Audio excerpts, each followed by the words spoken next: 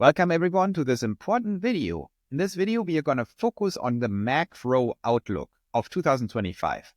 As you know, we just started the Reality Engineering Tesla Trading Group, where we are building the world's best Tesla trading group to understand how people who are very bullish, which is us, long-term on Tesla, my price target, roughly 11,700 by 2030 for Tesla, how people who understand Tesla, who want to capitalize on this crazy trajectory we are seeing, how we can generate alpha through aggressive tactical trading around a core position. As you know, I think it is the most important thing we can do, and I'm not exaggerating. It's the most important thing we can do for ourselves and our families to actually seize control over capital in these coming years, where we see a robot and AI revolution that cannot be imagined right now, where all the jobs are going to get lost and everyone has to become a trader and capital owner and reality engineer. Long story short, we are building this group. We have three disciplines in the group. One is fundamental analysis of Tesla, which is where we all started, of course, to truly understand what Tesla is doing, how Optimus keep getting launched, how the robots are going to take over the world in the next 2 years, how robotaxi is coming, all these nice things. Then we have a technical component. We look at the technical charts, at all technical aspects of the stock to anticipate when it drops, when it goes up, and all these things, which is very tough, but that's a fun game too. And then the third group is macro. Macro is looking at the market, because I always point out that sometimes we get lost in fundamental or technical analysis of Tesla, when in reality, Tesla is just highly correlated with the market, especially the NASDAQ, also the S&P, with roughly a 2x beta over the NASDAQ. NASDAQ goes up 1, Tesla goes up 2, NASDAQ drops 1, Tesla drops 2%. So that explains basically 95% of Tesla's stock moves are macro, just following macro. So that's why it's so important to anticipate what the market is doing. And today I'm going to go into that to make some predictions on 2025. I actually am a big fan of certain institutional analysts and shops. And one of them is Fundstrat, with Mr. Lee leading that, as you all know probably. And I'm just going to share some of their ideas for 2025, which I think are very important. So here, Tom Lee is outlining this. We start with an estimation where the S&P is end of the year, end of 2025. Fundstrat comes in at 6,600, which is pretty much in line with Wall Street.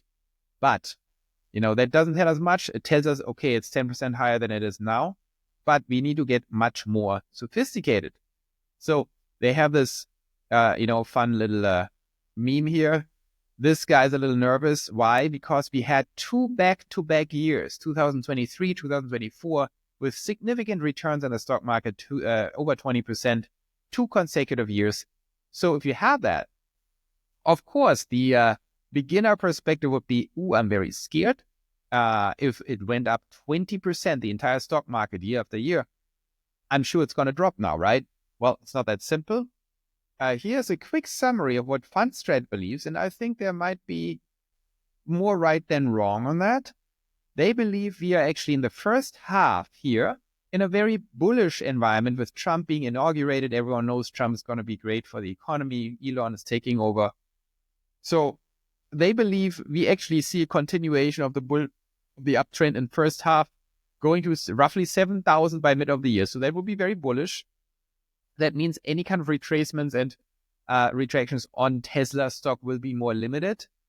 And we see a bull run that would, if that happens, Tesla will be far beyond 500, right? That would drive Tesla up to the 600s probably, in my opinion. So that would be nearly 20% up in the market, which means Tesla, has a kind of a tailwind of 40% going up. But on top of that, it could develop a lot of momentum. So Tesla could easily, get close to 600. But then in the second half, they're saying there will be some form of mini crash and then recovery in the last quarter. And so these are the scary months in Q3, right? August, September, October is the most dangerous time always, or often. So that is kind of their prediction, which is very interesting for us to know. And, they have kind of some interesting statistics here. Let me just jump into this year. But they actually point out that while the last 2 years were very aggressively positive, that you also see if you look at 2020 to 24, 2021 to 2024, that the cumulative returns actually trail what should happen because 2021 and 2022 were such weak years. So that puts it a little bit into perspective that 2023 and 4 might look very good in isolation, which might scare us for this year. But if you take a longer term look from 2021 to 2024, we're actually trailing the returns, which puts it a little bit into perspective, right? I wouldn't be too concerned about this. I think crash probability of some bigger sort, excluding any kind of black swan events, is not very high this year. And they have also this interesting statistic here we can go into where they show, if you look at all the years where we see a back-to-back 20% return in the previous 2 years, what actually happened. And so you have 1880, well, that's a little pushing it too far, 1928, 1936, 1955, 1996, right?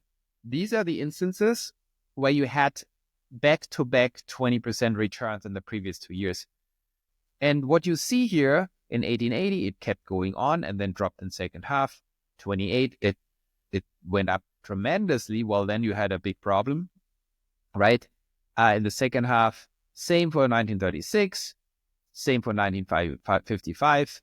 In 1996, you saw a huge jump. I mean, here was a problem, but you saw a huge continuation of this uptrend. And then it went a little sideways in second half. So there is also weakness, but it didn't go down. So if you overlay all these instances and average, that's what they find.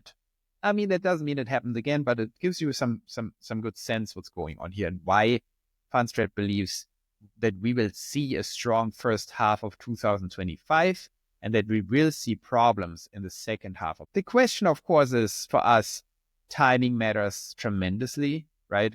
You can be 1 week off and get destroyed. So does this happen in August? Does it happen in July? Who knows? So these things in macro are just directionally things we should think about. So we can be mentally prepared. There will be a problem. The same way where I prepared everyone here that I feel that Q1 is going to be a problem, and it already was a problem, right? So I was correct that there will be a lot of pressure on the market in Q1. Where I was incorrect is because maybe it became too well known that this is going to happen. It started actually before Q1, end of December, which was very bad for me because I got caught a little by surprise, even though I pointed it out. There's always a difference between knowing what's happening and taking the right actions. And so I wasn't aggressively enough hedging. So that could have saved me some losses. But it means that directionally I was correct on that. I think that thesis here makes complete sense. It's very hard to see too many concerns right now after we had that problem in Q1 in early January and late December. So right now everything looks pretty bullish. They also have some key themes here. I will jump over them and conclude with this little chart. So they have basically impact on equities here in H1 and 1H and 2H. So first half and second half. Inflation, I'm pretty bullish on inflation. I think this thing is over more or less. They agree, right? They see inflation looking good, inflation going down. Fed can keep the rates down. Financial conditions, of course, Fed will be nice to us, nicer than people think, in my opinion. So that's all very bullish in both halves. Mortgage rates also drop in accordance, in congruence with that. Then Doge, how effective will the efforts of Elon and Vivek be? Well, that's a very interesting question. They are basically predicting we will have some bullish sentiment around that, and then come some, realization that things are not that easy. Maybe could also be the opposite, but I agree that there's a higher risk in the second half that people start thinking, maybe this is not working. Tariffs and deportations, I'm not too negative on that. I think deportations, who cares? This is not going to be too bad. This is all fake news, in my opinion. And tariffs will be good for the economy. I'm not going to go into that too much, but everyone is wrong on that. Tariffs are, of course, good for the US economy. Even though most economists say it's the opposite, but economists tend to be wrong. Global growth. Here, I'm not an expert, so it's interesting that Fundstrat says Europe and China are currently in stagnation, so that's very scary in the first half, and they predict that this is going to turn around, probably because everyone is a function of the United States still, and the United States is definitely strong. And that, like now with Trump, and that will maybe impact them. But as I said, I'm not an expert, so we should maybe listen to Fundstrat. Pent-up demand, sure, with Biden gone, I think there will be animal spirits coming out. Everyone is becoming more positive. Profit gains, I also agree that we will see the impact of AI. I think AI is underrated. I think the narrative around AI is, yeah, it's great, but it's not here yet, and they have to still show profits. I think that's wrong. I think you see exponentially increasing efficiencies. I think you're seeing, look at software programming and coders, more invisible, the administrative people. I think what I'm predicting, that there will be no jobs left in 2030, that has already begun. We will see more and more layoffs. We will see more and more automation. People will not get hired anymore. And that is already happening, and this is driving up profits. Investors become bullish. Sure, this is a little bit like, let's follow Fundstrat here. I think they're definitely bullish. I think the inauguration this Monday will be, of course, very good. And maybe there's some, sobering up later this year. Makes sense to me. And then investors allocate out of cash into equities. Sure, there's a lot of cash still sitting on the sidelines, so this also makes everyone bullish. So in general, makes sense. The question for us is, how do we play this whole thing? If we go back here to the big thesis, if that is the big thesis, we should be mentally prepared. I think for Tesla, for us, the next big event will be earnings end of this month. They're coming very soon, in 10 days or something. That will be important to set the tone. But then I don't care too much, right? If I don't think, if they come very positive, I will do different videos on that. But if they come very positive, sure, we see like a 5% update. If they come disappoint in some ways, I don't think it's going to derail the stock much. Maybe it drops 10% in one day, but it doesn't really matter. We saw that in the past. I think the general sentiment around Tesla is just too bullish. I think there are tons and tons of fundamental catalysts stacked up for Tesla. So I would say with Tesla, we're in a situation. Let's see what earnings do. I never hold any leverage through earnings, too dangerous. But I think on Tesla, what we are seeing is a situation where, as always, Tesla will go with the market 95% of the time. If you look at, 100 days, 95 days, it just goes with the market. But on 5 days, it does something crazy because there is catalyst. And I think, in all the instances where Tesla doesn't follow the market, it will be positive because we have so many positive catalysts. And if any of the hard catalysts comes in, we are going on an insane run up. So that's kind of the situation. That's why I think if we are actively trading around a core position of Tesla, we need to mostly pay attention to the market and become very good in predicting the market. That makes us the most money. While in the back of our mind, be prepared for these super catalysts coming at some point this year that we don't want to miss. I mean, with a strong core position, you're never going to miss it. But ideally, we can capitalize on that knowledge through leaps or other option strategies. Let's see. So I think Tesla, the most money can be made by understanding macro and jumping on these trends. A combination of technical analysis of the markets, technical analysis of Tesla, and keeping an eye on the fundamentals. As a general gist, I think if Tesla is overvalued short term, never go short, too dangerous, but you can basically take chips off the table by basically going, covered calls, maybe reducing your core position a little bit tactically if you're really convinced this is going to not be sustained. If it runs up to 480 or something, I would be concerned right now.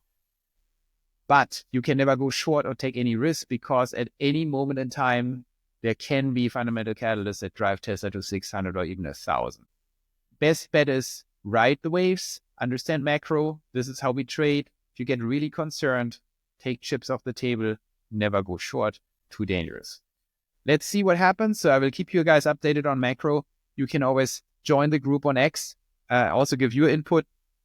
Fundstrat is just one of many we can look at. And the more we are synced in also with institutional research, the more we will dominate.